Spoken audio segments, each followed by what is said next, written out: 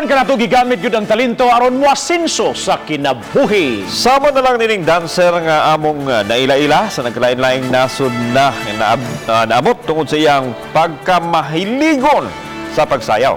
Busa mga kapuso, sa Iranta og ilailahon pagayod nato siya, pinaagi nining report.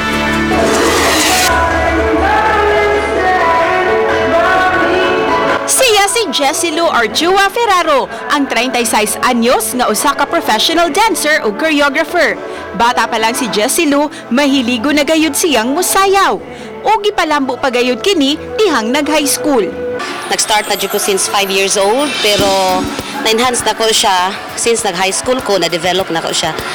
Then, pag high school na ako, syempre, active ko sa school from elementary hangtod nag-graduate, then nag-college.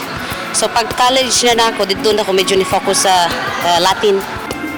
Tungod sa maong talento, nadesisyonan niyang mo-abroad ug naabot na sa nagkalain-laing lugar aron usab mo tudlo, sama sa Poland, Dubai, Italy ug daghan pa. Ang gi-focus na ko sa gawas, more on kanang mga social dancing. So, dito ko ni-focus sa bachata and salsa, lady styling, kay since lisod kayo mangita og mga dance partner, so nag-solo na lang ko, mo ni-focus ko sa lady style. Then, niya kung nakoy partner, so focus ako sa acrobatic.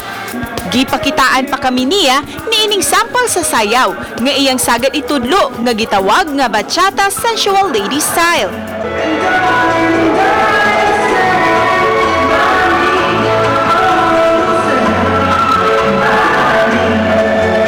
Nibalik lang dinhi sa Pilipinas si Jessie Lou aron magbakasyon.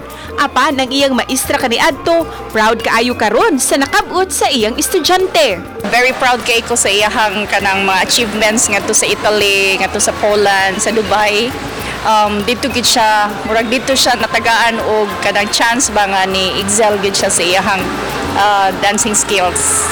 Matud usab ni Jessie Lou nga dakong leksyon nga nakatuna niya mao ang kakugi ug determinasyon kay matud pa mas dali na lang kini kun may talento ka ng daan.